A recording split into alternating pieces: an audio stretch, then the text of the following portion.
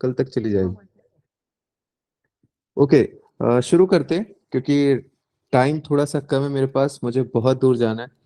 और फिर भी मैंने सोचा कि आज से श्री गणेश कर देते हैं। तो मेरी कोशिश है, अभी देखो मैं छुट्टी छुट्टी है मेरी एकदम से, तो कोई ऐसा इशू है नहीं, ऐसा लोड है नहीं, कल से चीजें सेटल हो जाएंगी सब। और कल और परसों मिला के 2 दिन में मेरी कोशिश है कि हम पीटी जो इन्वायरमेंट का वो कवर कर लेंगे, रिवाइज कर लेंगे। और फिर उसके नेक्स्ट 3 डेज में इकोनॉमिक खत्म कर देंगे।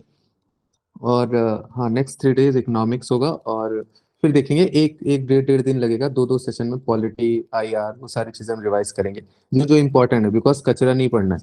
और जो चीज मैं बताऊंगा उसको ध्यान से सुनना, क्योंकि रिकॉर्डिंग नहीं मिल पाएगी, सॉरी। क्योंकि रिकॉर्डिंग वाला सिस्टम नहीं, उसको अपलोड करना, फिर कहाँ रहो, फिर वो एक हेडेक बन जाता है। तो रिवीजन है, आखिरी मंथ है, जो जहाँ है मुझे पता है कि पढ़ ही रहे होगे आप लोग। तो रिवाइज करेंगे, जो चीजें मैं बताऊंगा उसको ध्यान देना, क्योंकि कचरा नहीं पढ़ सकते, आपको टाइम वेस्ट नहीं करना है। पढ़ने को तो हम पूरा इकोनॉमिक्स पूरा सब कुछ पढ़ते हैं, उसमें पीजी कर लें, पीएचडी कर लें, उसका कोई मतलब नहीं है ना। एग्जाम में क्या आता है, कैसे सवाल पूछते हैं। तो मेरा अपना एक एक्सपीरियंस रहा है, यूपीएससी का भी, पीवाईक्यूज का भी, मॉक टेस्ट का भी, तो उस हिसाब से हम लोग देखते रहेंगे। तो मैं स्क्रीन शेयर कर रहा हूँ, जस्ट वेट। लिंक डिलीट कर देता हूँ, बिकॉज फिर एंट्री अलाउड नहीं। ज्यादा देर देखते हैं कितने देर सेशन चलता है, ज्यादा देर तो नहीं हो पाएगा, बट हाँ हम एक अप्रोच रखेंगे जितना भी हो जाए। 1 सेकेंड, लिंक डिलीट कर दूं। डन, लिंक डिलीट हो गया। स्क्रीन विजिबल है?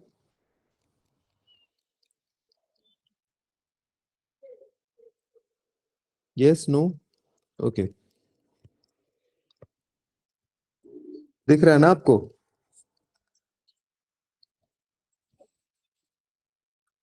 Climate change. ओके, आवाज क्लियर, साफ? ओके, अभी मैंने स्क्रीन डिलीट कर दी, लिंक डिलीट कर दिया। अब कोई एक्सेप्ट मत करना। चलो एक को कर देता हूँ, अभी एक्सेप्ट मत करना, जिसका भी होगा एक्सेप्ट मत करना, जो गया तो फिर वो चीजें डिस्टरबेंस क्रिएट करती हैं। ठीक है, शुरू करते हैं। पहला पहला टॉपिक है क्लाइमेट चेंज से रिलेटेड। तो अभी सबसे पहले तो आप ये याद रख लेना कि 6th रिपोर्ट आई है आईपीसीसी की। हर 2-3-4 साल पे एक रिपोर्ट आती है, तो अभी 6th रिपोर्ट आई है, उसकी पार्ट 3। तो उसका नाम क्या है वो आपको याद रखना है कि IPCC release the third part of the 6th assessment report, AR6 के नाम से, climate change 2020-22 mitigation of climate change, the working group 3, the 6th assessment report. तो ये आपको याद रखना है, सबसे पहले तो ये याद रखना है। और उसके सबसे जो इम्पोर्टेंट चीज है, देखो बस यही इतना इम्पोर्टेंट है इसमें, लेकिन ये ज्यादा इम्पोर्टेंट है। इसमें क्या पढ़ना है कि सबसे पहले आईपीसीसी। 1 सेकेंड, मेरा एक कॉल आ रहा है। हेलो। हाँ सर। अरे बहाने नहीं बता रहा हूँ, मैं थोड़ा सा बाहर हूँ। अच्छा, यहाँ से आने में 1.5 घंटे लग जाएंगे मुझे, मैं 5 बजे निकलूंगा तभी। मैं अभी घर पे हूँ, मैं सेशन ले रहा हूँ। हाँ। अरे ऐसे इन्वायरमेंट का, हाँ। चलो मैं देखता हूँ, मैं थोड़ी देर बाद कॉल करूँ सर आपको? मैं करता हूँ कॉल। हाँ। तो आईपीसीसी है, उसके बारे में हमें याद करना है। उसमें क्या याद रख लेना कि ये एक इंटर गवर्नमेंटल ऑर्गेनाइजेशन है, जिसको किसने स्टैब्लिश किया था? वर्ल्ड मेट्रोलॉजिकल ऑर्गेनाइजेशन, WMA, और यूएनईपी। तो यहाँ पे यूपीएससी ट्विस्ट कर देगा, WMO दे के IUCN लिख देगा, तो वो स्टेटमेंट गलत होगा। तो इंटर गवर्नमेंटल है, ये याद रख लेना, कोई एनजीओ नहीं है। To provide government all level scientific information, बताता है कैसे क्लाइमेट चेंज हो रहा है, क्या हो रहा है, कैसे मैनेज करना है। और IPCC is the UN body for assessing the science related climate change. तो ये भी ऑप्शन में होगा, तो आप इसको टिक ही मारोगे। बट एक चीज एक्सेप्शन है, याद रख लेना, ये वाला कि how over it does not itself engage in scientific research. ये साइंटिफिक रिसर्च में एंगेज नहीं करता। मॉक टेस्ट अगर आप लगाते हो, आईपीसीसी के बारे में बात होती है, तो जरूर स्टेटमेंट होता है, क्योंकि ये गलत स्टेटमेंट है। 2007 में इसको नोबेल पीस प्राइज भी मिला था। और ये रिपोर्ट तैयार करती है कि क्लाइमेट चेंज कैसे हो रहा है, कैसे उसको मैनेज करना है। तो 2-3-4 फैक्ट है, आपको अच्छे से आराम से इसको याद कर लेना कि साइंटिफिक रिसर्च में खुद को एंगेज नहीं करता। इंटर गवर्नमेंटल बॉडी है, WMA और यूएनईपी इससे बनाता है। बस दैट इज इनफ। अब रिपोर्ट में क्या बातें हुई हैं, तो मतलब थोड़ी बहुत जो भी है, ये कोई फायदा नहीं, यूपीएससी ये सब नहीं पूछेगा, कभी नहीं पूछेगा, डोंट वरी। तो ऐसे हमें प्रियोरिटाइज करना है, ये नहीं कि सब कचरा पड़ते चले जाएं। वो ये नहीं पूछेगा मिटिगेशन में क्या क्या बोला है, ऊपर ऊपर पूछेगा, आईपीसीसी के बारे में पूछेगा, कौन सी रिपोर्ट आई वो पूछेगा। क्योंकि इन्वायरमेंट सोचो, यूपीएससी को सिर्फ 100 सवाल बनाने होते हैं, इन्वायरमेंट से 10-12 सवाल बनाएगा। अब उसकी पीरियोरिटी होती है, इसमें इकोलॉजी इन्वायरमेंट हर जगह से पूछना है, तो इतना डीप नहीं जाते वो लोग, ऊपर ऊपर से पूछते हैं। तो क्या कह रहा है, climate change 2021 the physical science basis release, ये रिलीज किया, ये रिलीज किया, ये भी कोई इंपॉर्टेंट नहीं है। बस एक रिपोर्ट आप देख लेना कौन कौन सी रिपोर्ट इसने रिलीज की। तो आईपीसीसी इंपॉर्टेंट है, सिक्स असेसमेंट इंपॉर्टेंट है। और यहाँ पे जो जीएचजी एमिशन होता है ना, ग्रीन हाउस गैस एमिशन, तो सबसे ज्यादा किस में होता है वो आपको देखना है। तो एनर्जी सेक्टर सबसे ज्यादा है। अगर इसे चार ऑप्शन दे दिएगा, एनर्जी, इंडस्ट्री, ट्रांसपोर्ट, बिल्डिंग, तो आपको पता होना चाहिए एनर्जी सबसे ज्यादा है, दूसरे पे इंडस्ट्री है, तीसरे पे एग्रीकल्चर है, चौथे पे ट्रांसपोर्ट है, पांचवे पे बिल्डिंग है। तो ये क्रोनोलॉजी आप याद रख लेना, एमिशन जो ट्रेंड है। बाकी ये सब नहीं पढ़ना है, ये सब यूपीएससी में नहीं आता, सब कचरा है, कॉपी पेस्ट करते हैं, उतनी वो लोग मेहनत नहीं करते। तो बस ये रिपोर्ट याद कर लेना कि ये रिपोर्ट जो है वो आईपीसीसी ने रिलीज की है। फिर क्या कह रहा है कि वेरिएशन इन द रीजनल, ये सब भी नहीं पढ़ना है, ये सब भी नहीं आता, ये सब भी नहीं आएगा। बस जो इंपॉर्टेंट था ये देख लेना, एक ट्रेंड मैंने बताया, ये आपको पढ़ना है। और ये इंटर गवर्नमेंटल क्लाइमेट चेंज वाला। नेक्स्ट देखते हैं, मीथेन एमिशन की बात कर रहा है। तो क्या कह रहा है कि recently the global methane assessment 2030 baseline report was release by, किसने रिलीज किया, climate and clean air collision and United nation, UNEP. तो यूपीएससी क्या करेगा, यूएनईपी की जगह आईयूसीएन लिख देगा या यूएनडीपी लिख देगा, तो ट्विस्ट कर देगा। तो याद रख लेना कौन रिलीज किया है, बस ये रिपोर्ट याद रखना कौन रिलीज किया है, ये आपके लिए इंपॉर्टेंट है। दूसरा, मीथेन के कुछ कैरेक्टरिस्टिक के बारे में, क्योंकि आता है 2019 में भी आया था। तो ये कलरलेस गैस है, ऑर्डरलेस गैस है, इसमें कोई महक नहीं होती, primary component of natural gas होता है ये। लाइफ स्पैम इसका जो होता है वो फ्यूअर देन CO2 होता है, कि जैसे इन एटमॉस्फेयर इन 20 ईयर्स फ्यूअर देन CO2, कि जो इसका लाइफ होता है वो 20 साल से कम होता है, लगभग 20 साल से कम, CO2 से ज्यादा होता है। बट जो ग्लोबल वार्मिंग का इसका पोटेंशियल होता है ना, वो 80 टाइम ज्यादा होता है CO2 से। तो लाइफ मतलब उम्र की इसकी CO2 से कम होती है। लेकिन अगर ग्लोबल वार्मिंग की बात किया जाए तो ये 80 गुना ज्यादा लेथल होता है। तो याद रख लेना, इंडिया जो है वो टॉप 5 मीथेन एमिटर है। और इसमें देख लो कि सबसे ज्यादा वेटलैंड कहाँ से आते हैं, चार ऑप्शन ऐसे देखा, 2021 में दिया था ना राइस वाला, कि राइस से सबसे ज्यादा होता है। तो ऐसे याद कर लेना कि वेटलैंड से सबसे ज्यादा होता है अराउंड 1.6 मिलियन, फिर फॉसिल फ्यूल से होता है 129, फिर लाइव स्टॉक से होता है, लैंडफिल एग्रीकल्चर से होता है, नेचुरल इससे होता है, फिर राइस से होता है, ये ऑप्शन में था, ये ऊपर वाला ये सारे नहीं थे। बर्निंग प्लांट से होता है, टर्मिनेट्स होता है। तो ये याद रखना, वेटलैंड से सबसे ज्यादा होता है, तो आप भूलोगे नहीं। उतना इंपॉर्टेंट नहीं है जितना कि ये इसके मेथेन के बारे में जो स्पेसिफिक चीजें दी गई है और किसने रिलीज किया ये। फिर एक ग्लोबल मेथेन प्लेज करके ऑस्ट्रेलिया ने अभी रिसेंटली ज्वाइन किया था। ये कब लॉन्च हुआ था, ये लॉन्च हुआ था COP26, जो ग्लासनो वाला था, लास्ट वो वाला। तो अभी रिसेंटली ऑस्ट्रेलिया ने ज्वाइन किया था। ऐसे यूपीएससी स्टेटमेंट पूछेगा रिसेंटली किसने ज्वाइन किया, या ग्लोबल मेथेन प्लेज पूछेगा तो पूछेगा पेरिस क्लाइमेट डील से आया था, नहीं ये COP26 से आया।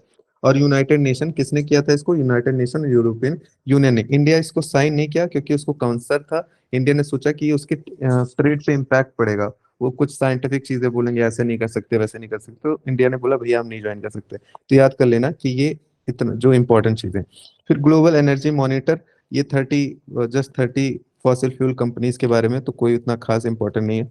इंटरनेशनल मीथेन एमिशन ऑब्जर्वेटरी, तो an initiative by the UNEP launch in 2021 with the support of European Union, किस लिए, tackle to climate change short term. तो आप ये जो स्टेटमेंट देख रहे हो ना, तो ये वाला तो आप ऐसे ही करेक्ट कर लोगे। आपको ये ध्यान देने की जरूरत होती है कि यूएनईपी ने शुरू किया था 2021 में, support of European Union. But to be honest ये भी कोई इंपॉर्टेंट नहीं है, ये वाला इंपॉर्टेंट है। सवाल पूछेगा तो यहाँ से पूछ सकता है, यहाँ से नहीं पूछेगा, यहाँ से नहीं पूछेगा, यहाँ से नहीं पूछेगा। ये सब कचरा होते हैं, कैसे आपको कचरा निकालना होता है, ये बहुत इंपॉर्टेंट होता है। मैं पर्सनल एक्सपीरियंस से बता रहा हूँ, पहले दूसरे टर्म में कचरा पढ़ पढ़ के जाता था, कोई फायदा नहीं होता। ये कचरा याद करने के चक्कर में ना ये चीजें आप भूल जाते हो, ये चीजें आप भूल जाते हो, ये जो इंपॉर्टेंट और हमारा टाइम ज्यादा चला जाता है। तो कचरा नहीं पढ़ना, ट्रस्ट में नहीं आएगा, यहाँ से नहीं आएगा। फिर ओशन एसिडिफिकेशन की बात कर रहा है, तो इसमें क्या कह रहा है, ई टीम ऑफ रिसर्चर, रिसर्च हुई है, ऐसे कोई नई चीजें नहीं हुई। देखो अगर कोई नई चीज हो, कोई डिक्लेरेशन हुआ, तो ज्यादा इंपॉर्टेंट हो जाता है। रिकमेंडेशन दे दिया, रिसर्च हो गया, तो ये कचरा है एक तरीके से। बस एक टर्म याद कर लेना कि एसिडिफिकेशन क्या होता है। एसिडिफिकेशन क्या होता है कि कितना भी पीएच हो उसका, अगर वहां से घटता है उसी को एसिडिफिकेशन कहते हैं। ये नहीं कि 7 से नीचे हो गया, 6 से नीचे हो गया। Reduction in the pH of the ocean over N extended time of period time, तो इसी को ओशन एसिडिफिकेशन कहते हैं, आप शंकर में पढ़ते हो तब भी आपको पता चलता होगा। तो कैसे कैसे ओशन एसिडिफिकेशन होता है वो सारी चीजें तो आप आराम से कर लोगे कि पॉल्यूशन हो रहा है, मिक्स हो रहा है, फिर ग्लोबल वार्मिंग हो रही है उसकी वजह से, और मीथेन हो रहे हैं उसके, और वो सिंक कर रहा है, तो एसिडिफिकेशन उसकी वजह से होता है। आर्किटिक आर्किटिक रीजन के बारे में बात करते हैं कि अगर ये हमारा अर्थ है तो जो 66 वाला होता है ना, 66 1.5 वाला, उसके ऊपर को आर्किटिक माना जाता है। तो ये बात कर रहा है इक्वेटर से। और इसको बैरोमीटर भी कहते हैं वर्ल्ड क्लाइमेट का। जैसे बैरोमीटर क्या होता है कि जो हवा होती है उसकी दाब, प्रेशर नापता है। तो वैसे ये भी देखता है कि अगर कोई चेंजेस हो रहे हैं वर्ल्ड क्लाइमेट में, तो ये किसका काम है? ये काम है आपका आर्किटिक से, हमें पता चल जाता है। तो ये आर्किटिक के बारे में था। इंडिया ने एक रिसर्च प्रोग्राम 2007 से चलाता है आर्किटिक में, उसका नाम है हिमाद्री। हिमा मानने से आप याद रख सकते हो, हिमाद्री जो है वो आर्किटिक में है। और मैत्री, मैत्री, भारती, भारती, ये सब अंटार्कटिका में। तो Norway and serve as a hub of Indian, ये कहाँ पे हिमाद्री? नॉर्वे में है, नॉर्वे में। तो ये फैक्ट याद रख लेना। थोड़ा सा आर्कटिक ओशन के बारे में देखते हैं, तो ये देख लेना कुछ सीज के नाम, जैसे बियोफोर्ट सी, बैफिन बे, ग्रीनलैंड, बेरेंट सी, करा सी, लेप्टेव सी, ईस्ट साइबेरियन सी, चुकची सी। ये सारे सी कहाँ है, किसके पार्ट है? ये पार्ट है आर्कटिक ओशन के। तो आपको ऐसे दे देगा, लेप्टेव सी कहाँ है? Mediterranean ocean, Arctic ocean, Atlantic ocean, Caribbean ocean. तो ये आपको पता होना चाहिए, दिस इज आर्कटिक ओशन। याद नहीं करना, याद रट्टा नहीं मारना आपको, बस एक नजर देख लेना है। एक नजर देख लेते हो ऐसे सवाल फंस जाते हैं। लैप्टेव, करा, बेरेंट, ग्रीनलैंड, बैफिन, बिफोर्ट, चुकी, ये सारे जो है ये आर्कटिक वो है। तो इसमें कुछ इंपॉर्टेंट नहीं है, बस ओसिडिफिकेशन क्या होता है। आर्कटिक के बारे में हमने देख लिया, इंडिया का एक हिमाद्री है, और थोड़े से ओशन के नाम देख लिए, बाकी ये सारी चीजें नहीं देखना, सब कचरा है। नेक्स्ट, आर्किटिक एम्प्लीफिकेशन क्या होता है कि वहां पे बहुत ज्यादा मेल्टिंग हो रही है, उसी को आर्किटिक एम्प्लीकेशन एम्प्लीफिकेशन बोलते हैं। तो Arctic amplification recently seen in news, term recently seen in news related to.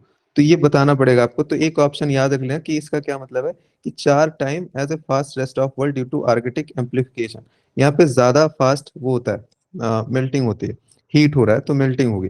तो बस इतना इसके लिए टर्म, कॉजेस वाजेस तो आप आराम से एलिमिनेट कर लोगे, और वैसे पूछता भी नहीं। जोम्बी आइस क्या है? जोम्बी आइस और डूम्ड आइस, एक कोई बहुत बड़ा आइसबर्ग है, और वो बात हो रही है अंटार्कटिका में सबसे पहले। नहीं नहीं, massive Greenland ice sheet will eventually raise the sea level about 10 inches. तो ये कहाँ पे है? zombie ice from the massive Greenland ice sheet will eventually raise the global sea by 10 inches. 10 inches. It is a ice is attached to the thicker area, but it's no longer getting those glacier because of the Brent glacier and repletion now. बस ये रख लेना, zombie ice को, ये बहुत बड़ा ice है, उसकी मेल्टिंग से बहुत तबाही आ सकती है। 10 इंच का मतलब कि मुंबई डूब जाएगा। आर्किटिक रिपोर्ट कार्ड है, इस किसने रिलीज किया है? यूएस के किसी नेशनल ओशियनिक एटमॉस्फेरिक एडमिनिस्ट्रेशन ने रिलीज किया है, बस इतना इंपॉर्टेंट है। क्या क्या है वो यूएस के बारे में यहाँ नहीं पूछेगा। आर्किटिक रिपोर्ट कार्ड है, वो यूरोपियन यूनियन दे देगा, आईयूसीएन दे देगा, कुछ मेट्रोलॉजिकल से दे देगा। तो ये वो सब नहीं है, ये यूएस की एक है, वो उसने रिलीज किया। उतना इंपॉर्टेंट नहीं है, बट एक नजर देख लिया। फिर international convention convention and initiative के बारे में देखते हैं। तो अभी COP27 हुआ, कहाँ पे हुआ है? इजिप्ट में हुआ, जिसका एल शेख डिक्लेरेशन से उसको कंक्लूड किया गया। तो उसमें क्या क्या बातें हुई, क्या क्या बातें हुई, आउटकम क्या हुआ कि पहली बात तो first ever COP decision to explicitly, मतलब एकदम खुले तौर पे, target action against fossil fuel, इसके बारे में बात हुई कि हम फॉसिल फ्यूल के अगेंस्ट टारगेट करेंगे। इन्होंने फाइनलाइज कर दिया इंटरनेशनल कार्बन मार्केट कैसे होगा, कैसे हम एक्सचेंज करेंगे। और सेल्फ एक जो work programme on the global goal on adaptation की बात होती है, उस पर भी इन्होंने कुछ चीजें रिलीज की है। तो bone climate change conference, global goal of adaptation, इसकी भी बात हुई है। तो ये 3 पॉइंट है जो यहाँ पे हुआ है। अब ये देखते हैं कि अबाउट COP27, तो ये क्या है? Aim to build on previous success including the Glasgow climate pact of 26। तो पिछले जो 26 का कॉप हुआ था उसमें कुछ चीजें पेंडिंग थी, तो उन्होंने इसी के बारे में बोला था कि 27 में सारी चीज फाइनलाइज करेंगे। Pave the way for the higher ambition on mitigation adaptation climate finance with the focus of loss and damage. Loss and damage के बारे में भी इन्होंने बात की। शर्क इम्प्लीमेंटेशन प्लान है, तो सबसे पहले ये याद रखना, ऐसे आ जाएगा, शर्म इल शेख डिक्लेरेशन किससे रिलेटेड है? यूएनएफसीसीसी से रिलेटेड है, यूएनसीबीडी से रिलेटेड है, यूएनसीसीडी से रिलेटेड है, या कुछ आईपीसीसी से रिलेटेड है? नहीं, ये यूएनएफसीसी से रिलेटेड है, क्लाइमेट चेंज वाला।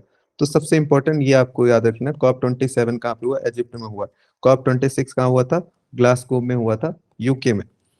तो इसमें क्या क्या बातें हुई, की आउटकम क्या है, क्लाइमेट टारगेट की बात की कि कैसे हमें कम करना है, revisit the strengthen their 2030 climate target by the end of 23, ये सब नहीं पूछेगा। मिटिगेशन की बात हुई, अडॉप्टेशन की बात हुई, फाइनेंस की बात हुई, लॉस एंड डैमेज की बात हुई। लॉस एंड डैमेज की जैसे कुछ ऐसे छोटे छोटे आइलैंड है जिन्होंने बहुत ज्यादा कंट्रीब्यूट नहीं किया है क्लाइमेट चेंज में, जैसे उनके उनके यहाँ से उतना पॉल्यूशन नहीं एमिट हुआ, लेकिन जो क्लाइमेट चेंज का इम्पैक्ट है वो उनपे सबसे ज्यादा गहरा असर पड़ता है।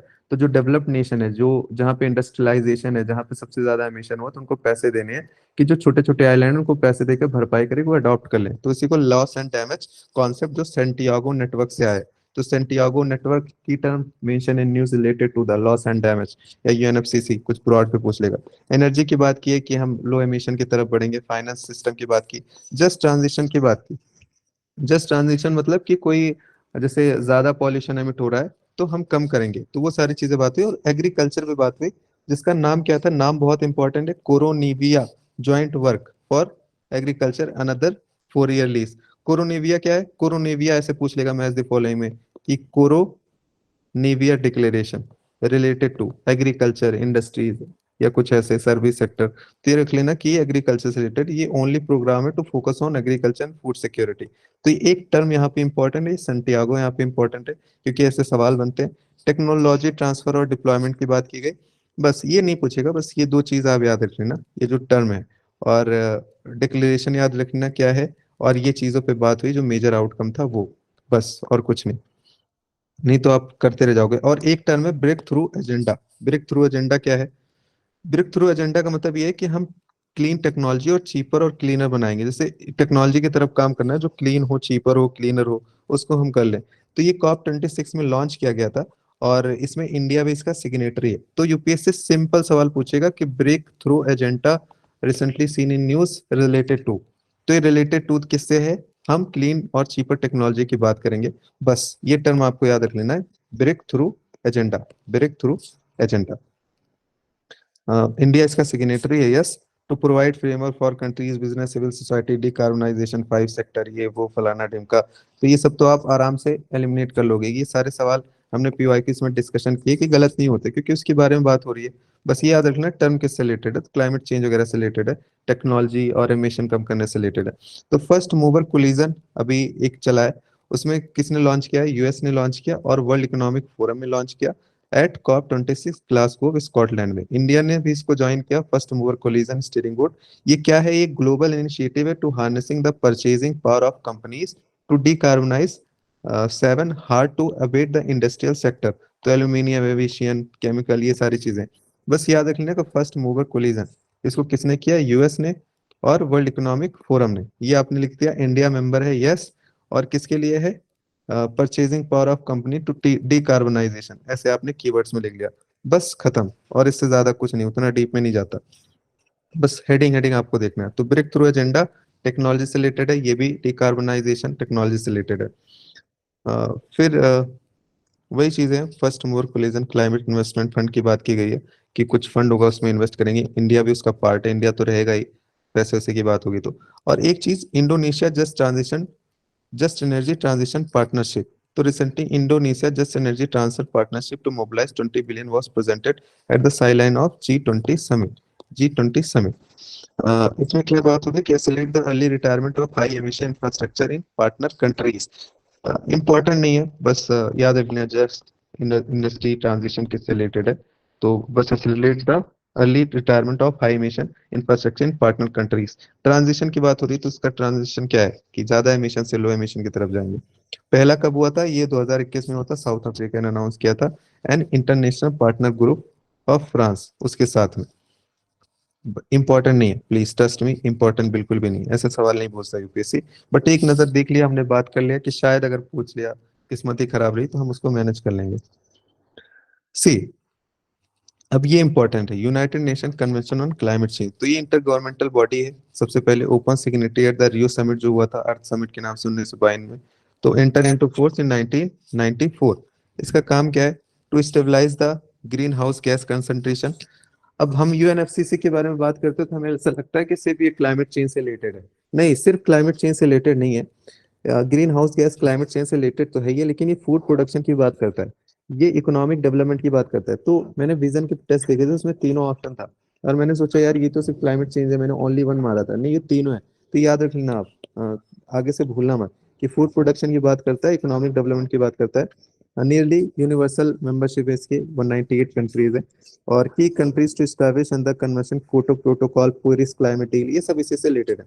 हमने लास्ट सेशन में पढ़ा था ना यूएन सीसीडी के बारे में, कॉम्बैट डिसर्टिफिकेशन, यूएनसीबीडी बायोलॉजिकल डाइवर्सिटी के बारे में पढ़ा था हमने, उसके बारे में बात की थी, यूएनएफसीसी के बारे में बात की थी। तो ये यूएनएफसीसी ये भी अर्थ समिट से आए, उसी से क्योटो प्रोटोकॉल आया 1997, उसके बाद फिर ये सारी चीजें आई, पेरिस डील, वो सब इसी से होता है। तो यूएनएफसीसी याद रखिएगा। फिर एक चीज बात हुई है कि India's long term low emission development strategy अभी इंडिया ने रिलीज किया है। India has submitted its long term low energy development strategy to the United Nation framework on the climate change, UNFCC में इसने लॉन्ग टर्म एनर्जी अपनी वो की है। एक सेकंड।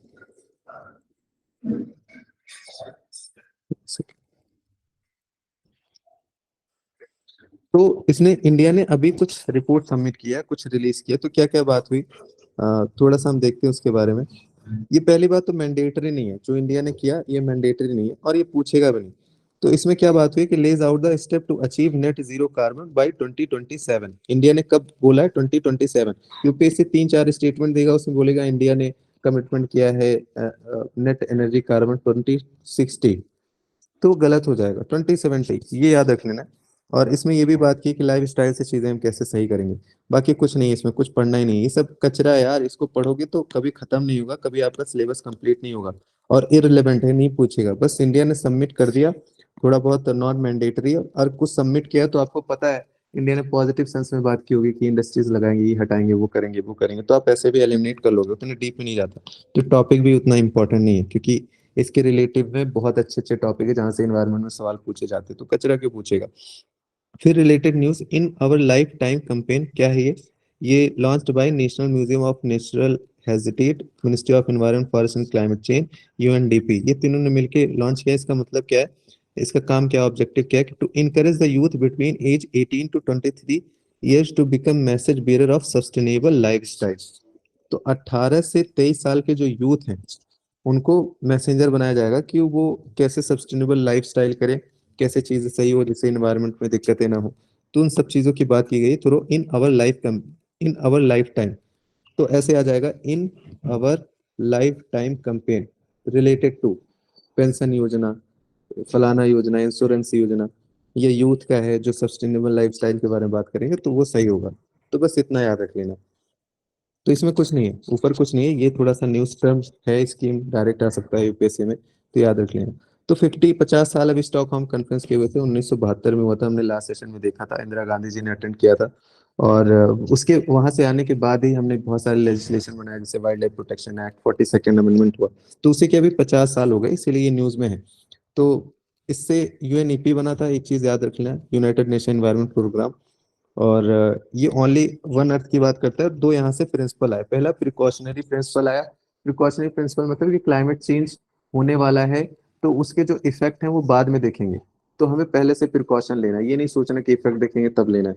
और पॉल्यूटर पे प्रिंसिपल की बात होती है कि जो एमिट कर रहा है उसको पैसे देने पड़ेंगे, भरपाई करना पड़ेगा। तो इसके इवोल्यूशन की बात कर रहा है, इवोल्यूशन इंपॉर्टेंट नहीं है, इवोल्यूशन नहीं पूछेगा। बस ये याद रखना कि यहाँ से यूएनईपी आया, यूएनईपी आया। लेकिन ये इंपॉर्टेंट है आपके लिए, ये बहुत इंपॉर्टेंट है, ये आपको देख लेना है, क्योंकि क्रोनोलॉजी पूछ सकता है यूपीएससी। तो सबसे पहले हम यहाँ से शुरू करते हैं 71 से। तो रामसर कब आया था? वेटलैंड से रिलेटेड है, 1971 में आया था। फिर 1992 में क्या है? Convention of protection of wild culture and natural heritage. 1993 में क्या है? साइट्स आया, साइट्स 1993, इसको वॉशिंगटन कन्वेंशन के नाम से भी जानते हैं, लास्ट सेशन में देखा था। और अभी जो अमेंडमेंट हुआ है, तो शेड्यूल 4 जो है वो साइट्स ऐड किया गया है, वाइल्ड लाइफ प्रोटेक्शन है 1972 में, तो ये साइट्स 1973 में आया। फिर मारपोल आया, मारपोल ये वाटर पॉल्यूशन से रिलेटेड है, ओशन से, तो ये भी 1973 में आया। 1973 में आया और 98 में इम्प्लीमेंट हुआ। फिर 1979 में क्या आया? Convention on long range boundary air pollution से रिलेटेड। फिर 1985 में क्या आया? वियना कन्वेंशन आया, मॉन्ट्रियल प्रोटोकॉल आया, वो ओजोन रिलेटेड। फिर बेसल आया था 1989 में, बेसल हजार्डस वेस्ट मैनेजमेंट। फिर कन्वेंशन ऑफ बायोडाइवर्सिटी सीबीडी की बात होती है, जो अर्थ समिट से आया 1992। फिर यूएनएफसीसी आया 1992 अर्थ समिट से। फिर यूएनसीबीडी आया 1994। और फिर रोटरडैम कन्वेंशन है 1998 में, जो केमिकल हम कोई जैसे पेस्टिसाइड इंसेक्टिसाइड ट्रेड करते हैं, उसमें कुछ केमिकल होते हैं जिसमें बताने होते हैं ये कमी है, फ्री और इन्फॉर्म कंसेंट इससे रिलेटेड है। फिर एक आरहस कन्वेंशन है, उससे किससे रिलेटेड है? Access to information, public participation and access to justice in environment matter, इसके बारे में बात कर। फिर स्टॉकहोम परसिस्टेंट ऑर्गेनिक पॉल्यूटेंट्स 2001 में आया, मिनीमाता 2013 में आया, रामसर फिर 1971। तो क्रोनोलॉजी याद कर लेना है, कौन किससे रिलेटेड है, याद आपको याद रख लेना, थोड़ा सा इंपॉर्टेंट है। हाँ बस यही चीज है। 50 साल हुए तो कुछ खास नहीं है, स्टॉकहोम उतना खास नहीं, यूएनईपी इसी से बना था, स्टॉकहोम से ही बना था। फिर मॉन्ट्रियल प्रोटोकॉल की बात हो रही है। मॉन्ट्रियल प्रोटोकॉल 16 सितंबर को ओजोन दिवस मनाया जाता है, तो अभी 35 साल उसके हो गए। तो अबाउट मॉन्ट्रियल प्रोटोकॉल कब आया था? वियना आया था 1985 में, और मॉन्ट्रियल आया था 1987 में, कि जो ओजोन डिप्लीटिंग सब्सटेंस है उनको हम रिड्यूस करेंगे। फिर किगाली आया था 2016 में, हमने भी लास्ट सेशन में उसको डिटेल में डिस्कशन किया था। तो प्रोटोकॉल ऑन वियना कन्वेंशन 1985 में आया था, to cut out 99% of all ozone depleting substance. Member almost सभी ने इसको साइन किया है, यूनिवर्सल मेंबरशिप है इसमें। और फिर किगाली आया 2018 में, इंटर इनटू फोर्स 2019 में। 2016 में आया लेकिन फोर्स में आया 19 में आया। और इसका इसका क्या ऑब्जेक्टिव है कि जो 80% रिडक्शन करेंगे किसमें? Hydrofluorocarbon consumption by 2047, adopted because Montreal Protocol led to replacement of chlorofluorocarbon with the hydrofluorocarbon। तो ये हमें ये लगा कि यार सीएफसी है ना, वो ओजोन डिप्लेशन कर रहा है, तो एक काम करते हैं कि सीएफसी हाइड्रोफ्लोरोकार्बन को रिप्लेस कर देते हैं सीएफसी से। तो हाइड्रोफ्लोरोकार्बन आया कि चलो अब ओजोन डिप्लेशन नहीं होगा, लेकिन बाद में रियलाइज हुआ कि यार ये तो एक्सट्रीम पोटेंट है, कॉजिंग ग्लोबल वार्मिंग। तो मैंने लास्ट सेशन में बताया था, तो ये एचएफसी की बात करता है। तो इंडिया ने भी इसको साइन किया है। Montreal protocol is that one of the rarest treaty to achieve universal declaration, मैंने बताया भी। और India and Montreal protocol become a party of Montreal 1992, has successfully जो भी इसके टारगेट थे इंडिया ने अचीव किया, और approve ratification of Kigali agreement to protocol 2021। और 2047 का इंडिया ने टारगेट दिया, तो किगाली का इंडिया मेंबर है। तो किगाली, मॉन्ट्रियल, वियना, ये सब किससे रिलेटेड है? ओजोन से रिलेटेड है, ये आपको याद रखना है। यूनिवर्सल इसका रेटिफिकेशन है, रेयरेस्ट ट्रीटी है। अब ओजोन डिप्लीटिंग सब्सटेंस देखते हैं, तो बस आपको नाम याद रखना है, यूपीएससी 5-6 नाम देगा तो आप आराम से पहचान लोगे। क्लोरोफ्लोरोकार्बन है, yes. CFC, halon, yes. Methyl bromide, yes. Bromochloromethane, yes. ये सारे ओजोन डिप्लीटिंग सब्सटेंस है, तो यूपीएससी पूछेगा इसमें से कौन से ओजोन डिप्लीटिंग सब्सटेंस है। बाकी आपको पता है ओजोन डिप्लीशन होगा, अल्ट्रावायलेट रेज आएंगे, ये वो किससे किससे रिलीज होता है? रेफ्रिजरेटर, जो एसी कूलर होते हैं, फायर एक्सटिंग्विशर, फोम, ये सारी चीजें हैं। तो उतना खास नहीं है, बस आप याद रखना है ozone depleting substance, chlorofluorocarbon, halon, methyl bromide and chloromethane. और एक ozone depleting index, gas index तैयार करता है, कौन करता है? ना आईयूसीएन करता है, ना डब्ल्यूएमओ करता है, ना इंडिया कुछ करता है, यूएस की नेशनल ओशियनिक एटमॉस्फेरिक एडमिनिस्ट्रेशन करता है। तो ऐसे 4 ऑप्शन होगा, तो ये ऑप्शन करेक्ट ऑप्शन होगा। बस यही यही पूछेगा यूपीएससी, इससे ज्यादा कुछ नहीं पूछेगा इसके बारे में।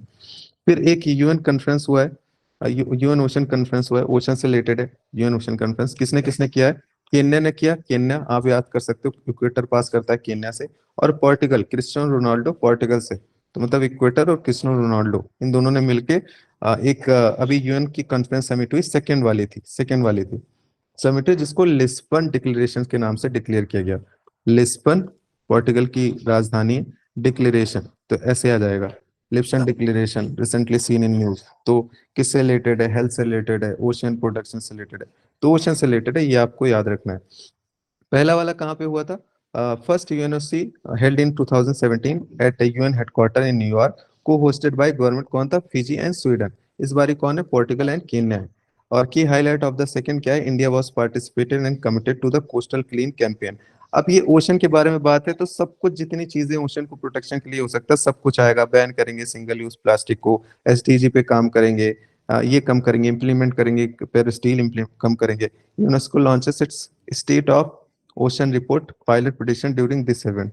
तो ये एक फैक्ट याद रखना, बस कुछ खास नहीं है, बस याद रखना लिस्बन डिक्लेरेशन, ये सबसे इंपॉर्टेंट है इसमें, बाकी तो आप हैंडल कर ही लोगे। Innovation roadmap of the mission integrated biorefinery, इसके बारे में बात कर रहा है। India announce to launch innovation roadmap of the mission integrated biorefinery. अब ये बायो रिफाइनरी से रिलेटेड है, कुछ मिशन करेंगे, कुछ रिसर्च करेंगे, ताकि और उसको प्रोडक्टिव बनाया जाए, एफिशिएंट बनाया जाए, तो उसी के बारे में बात होता है। किसने इसको डेवलप किया था? Mission integrated bio refinery with active input from Brazil Canada EC UK, नहीं इंपॉर्टेंट है। Identify the gap and challenge correct bio refinery, तो वही हमने अभी डिस्कस किया बायो रिफाइनरी के बारे में, बहुत इंपॉर्टेंट नहीं है। Mission integrated bio refinery launch in 20 अप्रैल 2022, नहीं बहुत इंपॉर्टेंट है। कौन कौन इंडिया और नीदरलैंड ने था, इसके साथ साथ वही सारी चीजें कि कैसे बायो रिफाइनरी को सही किया जाए, कैसे मिनिमाइज किया जाए। लेकिन ये इंपॉर्टेंट है मिशन इनोवेशन। अब देखो इतनी सारी चीजें हैं, इन्वायरमेंट है, इतनी चीजें, 135 पेजेस आप पढ़ोगे और उसमें से यूपीएससी 3-4 सवाल पूछेगा, तो आप खुद सोचो ना, अगर आपको मैं दे दूं तो आप कचरा थोड़ी ना पूछोगे, आप बढ़िया सॉलिड चीज पूछोगे। चीता के बारे में पूछोगे, चीता काफी न्यूज में था। आप आईपीसीसी के बारे में पूछोगे क्योंकि वो 2-4 साल पे आता है, कुछ ब्रॉड चीजें, कुछ तगड़ी वाली, ना कि ऐसे चिंदी चोरी।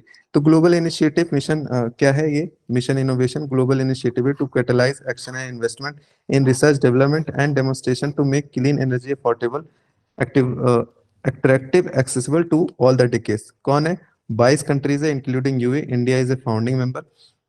First phase of mission launch along the Paris climate deal, अभी दूसरा फिर से हमने लॉन्च किया, तो क्लाइमेट चेंज से रिलेटेड है।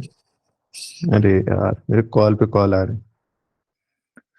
तो बायो रिफाइनरी का है, हाँ कुछ खास नहीं, आप पूरा स्किप कर दोगे तभी नहीं, बस ये याद रखना है कि इंडिया और नीदरलैंड था इसमें, इंडिया है, यस इंडिया है। मिशन इंटीग्रेटेड बायो रिफाइनरी में एक मिशन लॉन्च हुआ 2022 में अप्रैल में। पूछना होता लास्ट साल पूछते, लास्ट ईयर पूछते इसको। वही सपोर्टिंग रिसर्च एंड डेवलपमेंट की बात करेंगे, पायलट डेमोन्स्ट्रेशन हुआ, इम्प्रूव पॉलिसी, और ये भी कुछ खास नहीं है। ये हाइड्रोजन वैली प्लेटफॉर्म की बात करता है, तो कुछ एविएशन वगैरह ये कुछ नहीं। अब देखो ये पूछेगा यूपीएससी, पूछेगा तो ये पूछेगा क्योंकि ये हमारे प्राइम मिनिस्टर ने किया, बड़ी चीज है ये, कि recently the prime minister of India launch the mission life lifestyle for environment at statue of unity. तो स्टैट्यू ऑफ यूनिटी कहाँ है? केवदिया है गुजरात में, सबसे पहले तो यही आपको याद रख लेना है।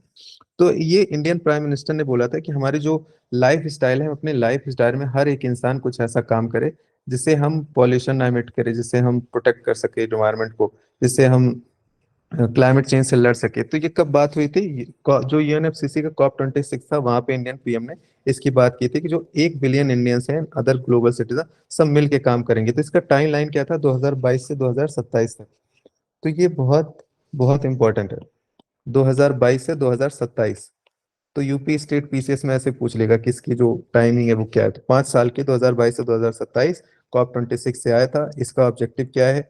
कि हर एक लोग ऐसी चीजें करे जिससे हम क्लाइमेट से लड़ सकें, बस इतना है। अभी इम्प्लीमेंट कौन करेगा? NITI Aayog to the curative and क्यूबिटी के फर्स्ट ईयर में नीति आयोग करेगा, उसके बाद ministry of environment forest climate change करेगा। तो इसका टर्म भी दिया गया है प्रो प्लेनेट पीपुल, कि हम लोग जो है वो प्रो प्लेनेट के हिसाब से काम करें।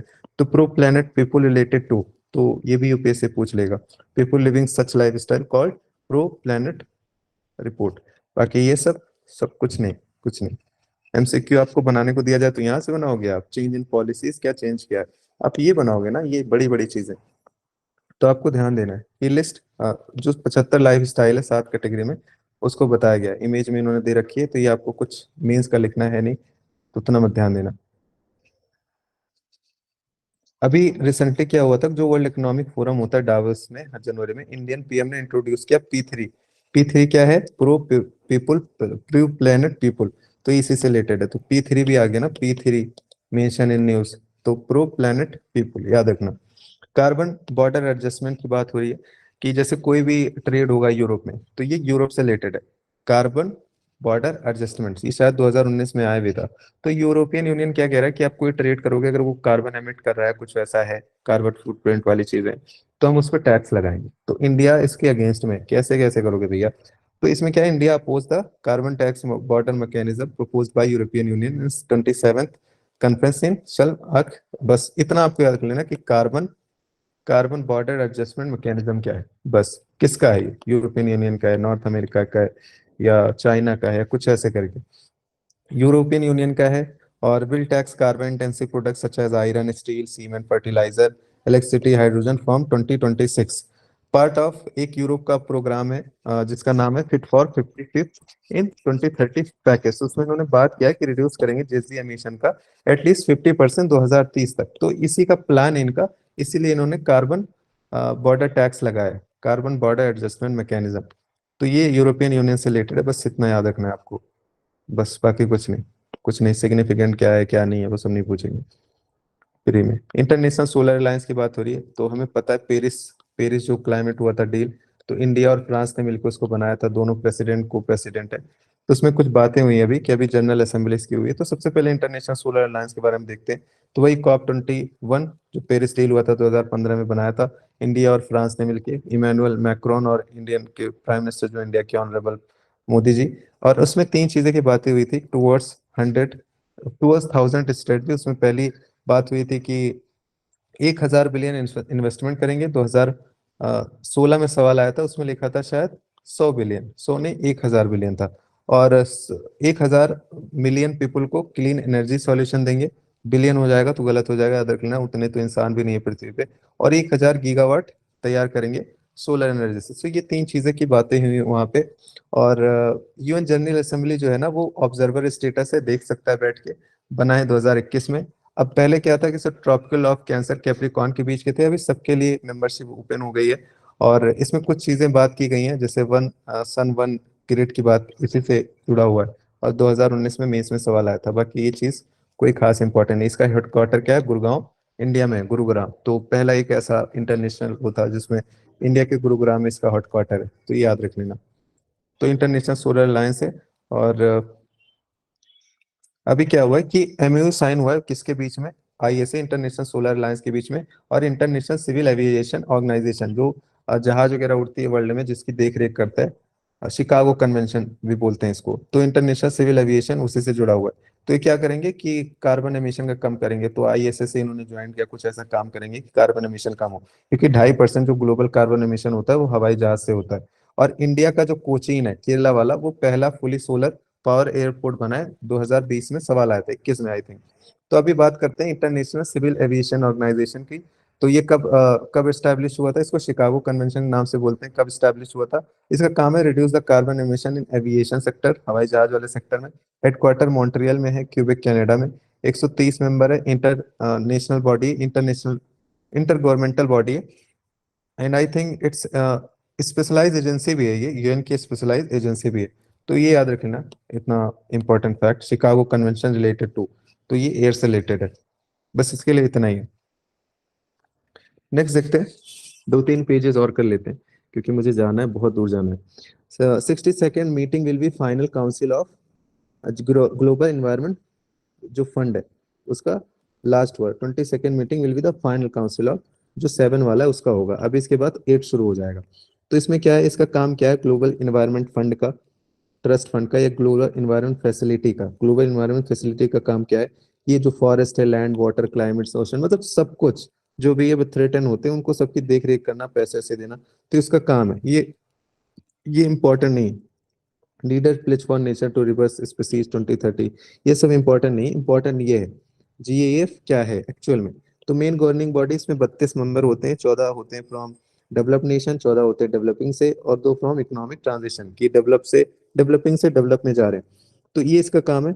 इंडिया अभी इसका, जैसे इसमें कई सारे ग्रुप में बैठे हुए हैं, तो इंडिया अभी क्या है, presently member of constituency comprises of the countries Bangladesh, Bhutan, India, Maldives, Nepal, Sri Lanka. Twice meet करते हैं। ये भी इंपॉर्टेंट नहीं है, ये भी इंपॉर्टेंट नहीं है। तो अब इंपॉर्टेंट क्या है? इंपॉर्टेंट ये है क्योंकि 2016 में सवाल भी आया था यहाँ से।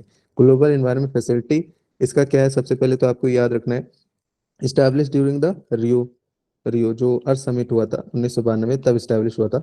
ओनली मल्टीलेटरल फंड, सबको पैसे देता है, देखता है इन्वायरमेंट से रिलेटेड, बायोडायवर्सिटी से रिलेटेड। इसका ऑब्जेक्टिव क्या है? To support developing countries work to address the world most environment issues like with 5 focal areas like biodiversity loss, chemical waste, climate change, international water, land degradation। तो ये सब देखता है, सबको पैसे देखता है। और इसके 185 मेंबर है। इसका जो हेडक्वार्टर है वॉशिंगटन DC USA में। ये पांच पांच उसको फाइनेंस भी करता है। किसे किसे करता है? Convention of biological diversity CBD 2016 में सवाल आया था, मीना मातो करता है जो मरकरी से रिलेटेड है। फिर डिजर्टिफिकेशन वाले को करता है, स्टॉकहोम को करता है, और UNFCCC को करता है। तो तीन तो ये हो गए अर्थ समिट वाले, UNFCCC, UNCBD और UNCCD डिजर्टिफिकेशन वाला, फिर मीना माता और स्टॉकहोम। ये पांच को करता है। तो 2016 में UPSC ने सवाल पूछा था किसको किसको करता है, तो ये चार पांच ऑप्शन में थे, और वही है। और ये फंड को भी मैनेज करता है किससे? जो स्पेशल क्लाइमेट चेंज फंड है 2001 में आया था, least develop climate change fund है। बाकी सारी चीजें उतना इंपॉर्टेंट नहीं है। अभी ये देख लो कि स्पेशल क्लाइमेट चेंज फंड के बारे में बात करें, 2001 में आया था। फाइनेंस करेगा स्पेशल क्लाइमेट चेंज फंड, कोई स्पेशल फंड है तो कुछ फाइनेंस करेंगे टेक्नोलॉजी में, वही एनर्जी ट्रांसपोर्ट फलाना ढिमका, तो ये आप आराम से कर दोगे। तो बस ये 2001 में आया था, याद कर लेना। और लीस्ट डेवलप कंट्रीज फंड है, बहुत इंपॉर्टेंट नहीं है, बहुत आउटडेटेड है, बस डाल देते हैं कि पढ़ लो ताकि कहीं आ गया तो क्लेम करने के लिए।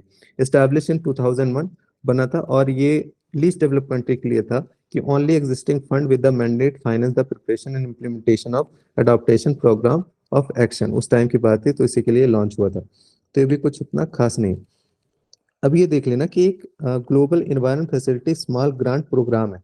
तो क्या हुआ है कि 2022 में mark the seven phase of small grant programme and jointly implemented by ministry of environment forest and climate change, UNDP, the energy and resource institute, ये तीन ने किया। तो जब यूपीएससी ऐसे देता है ना ऑर्गेनाइजेशन के नाम, कुछ इंस्टीट्यूशन के नाम, तो गलत होते हैं जनरली, तो उसको काट के ही आना, क्योंकि से दो तीन है, इसको एक ट्विस्ट करना है, एब्सोल्यूट गलत बन जाता है।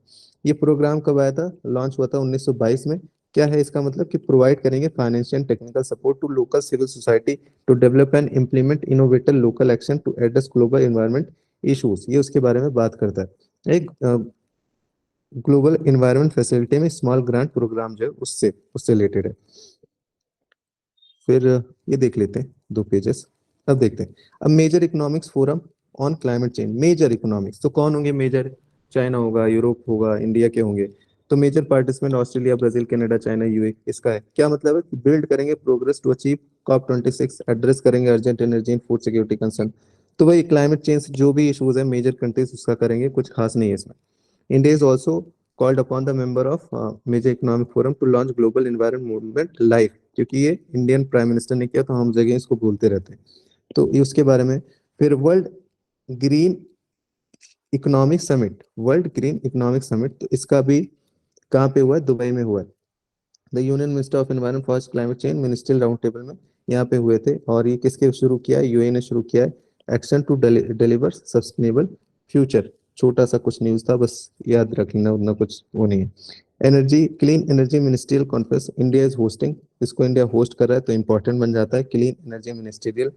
To clean energy ministerial senior official meeting discussion on the topic such as energy transition, clean power, green steel and hydrogen, इन सब के बारे में बात करेगा। A high level global forum 29 member to promote policies that advance clean technology through sharing the knowledge and best practices. फिर global clean energy action forum के बारे में बात कर रहा है। तो इसको किसने लॉन्च किया था, Union ministry of science and technology to take parts of this, कहाँ पे, पिट्सबर्ग यूएस में। First its kind of meeting with 30 countries. देखो सब कचरा है, कुछ काम का नहीं है। आपको लगता है यूपीएससी यहाँ से सवाल पूछेगा, कभी नहीं पूछेगा यार, ये सारी चीजें पता नहीं क्यों इंडेक्स में डाल देते हैं। फिर साइंस बेस्ड टारगेट इनिशिएटिव कुछ है, किसी चीज के बारे में बात की, बड़ी इंस्टीट्यूशन के नाम है। तो पार्टनरशिप किसका किसका, United nation, global compact, world resource institute, world wide fund for nature. तो ये तीन लोगों का है। और क्या बात करें कि climate action in private sector by enabling organisation to science based emission reduction target. तो वही सारी चीजें बातें हुई कि let partner of business ambition 1.5 degree campaign, ये सब कभी नहीं पूछेगा। तो बस ये रख लेना कि साइंस बेस्ड टारगेट इनिशिएटिव जो है उसके ऑब्जेक्टिव क्या है और कौन कौन है, बस दो स्टेटमेंट बनेंगे यहाँ पे अगर बनेगा, और उसके भी लीस्ट चांसेस है।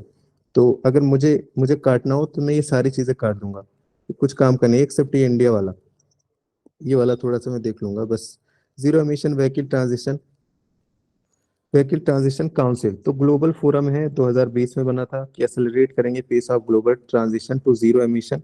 और COP 26 India represented by the NITI Aayog ने रिप्रेजेंट किया कि पार्टिसिपेट करेंगे in the fourth minister council dialogue at zero emission vehicle transition council. तो इसका मतलब क्या है, bring together minister and representative of some world largest automobile market, address करेंगे चैलेंजेस को, कैसे चीजें कहीं करना है, कैसे इलेक्ट्रिक व्हीकल की तरफ ध्यान देना है, तो वो सारी चीजें।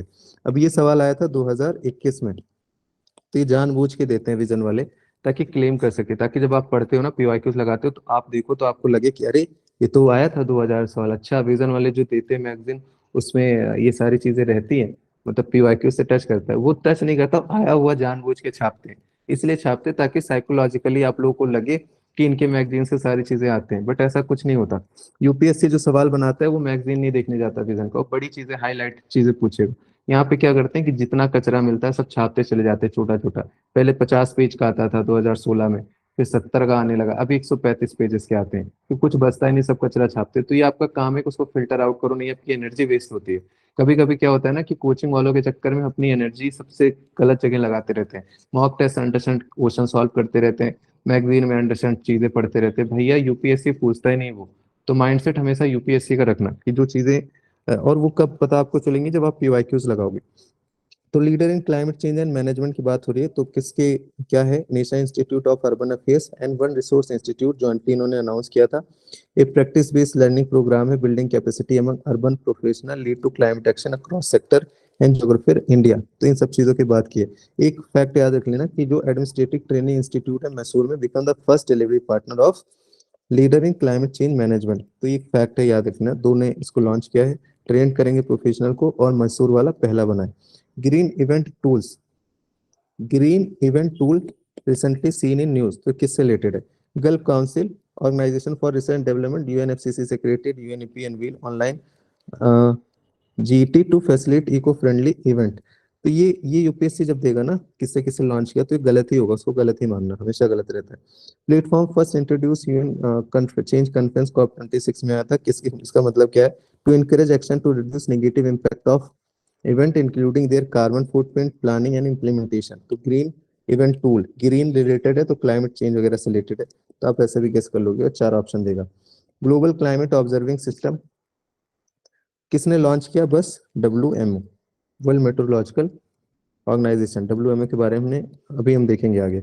It regularly assess the status of global climate observation, तो उसी से ग्लोबल क्लाइमेट ऑब्जर्वेशन सिस्टम कि कहाँ पे कितना क्लाइमेट चेंज का इम्पैक्ट हो रहा है, कहाँ पे इशूज है, कैसे क्या मैनेज किया जाए। तो ये कौन रिलीज करता है? WMO, ये याद रखना है।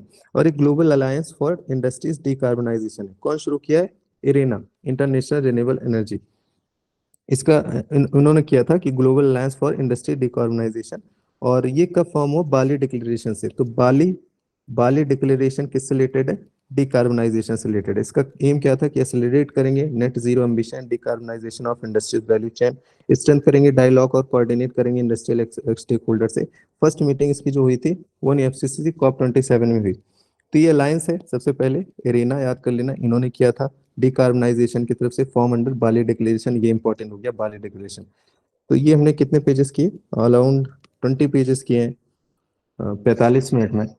मुझे जाना है दूर, क्योंकि बार बार फोन आ रहा है, सब लोग इकट्ठे हैं। तो आज के लिए इतना श्री गणेश था। कल से हम कोशिश करेंगे कल परसों में सारी चीजें खत्म हो जाए, और इनफैक्ट खत्म हो जाएंगी। कुछ पूछना है?